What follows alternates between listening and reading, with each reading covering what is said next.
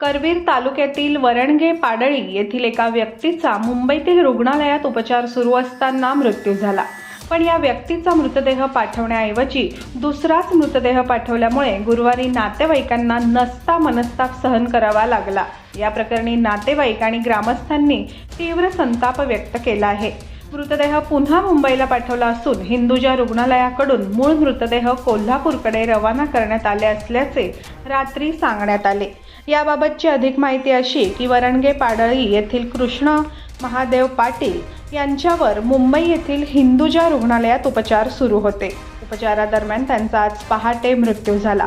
मुंबई येथील हिंदुजा रुग्णालयातील प्रशासनाने त्यांचा मृतदेह देण्याऐवजी दुसऱ्याच व्यक्तीचा मृतदेह कापडात बांधून नातेवाईकांच्या ताब्यात केला.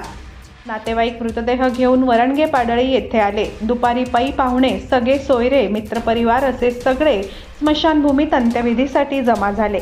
अंत्यविधी करताना तो मृतदेह कृष्णा पाटील यांचा नसून दुसऱ्याच व्यक्तीचा असल्याचे लक्षात आल्यावर उपस्थितांना एकच धक्का बसला. रुग्णालय प्रशासनाच्या हलगर्जीपणामुळे झालेल्या या प्रकाराबद्दल नातेवाईकांनी संताप व्यक्त केला आहे.